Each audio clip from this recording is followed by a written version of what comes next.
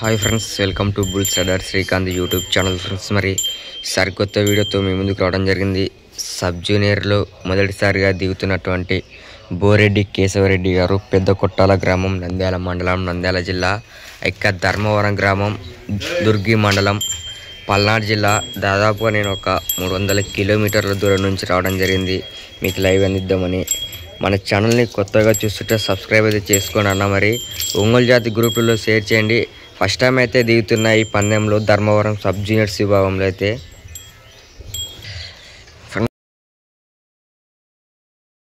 Friends, ఇది ఇంద్రసేనారెడ్డి, ఇది వీరసింహారెడ్డి.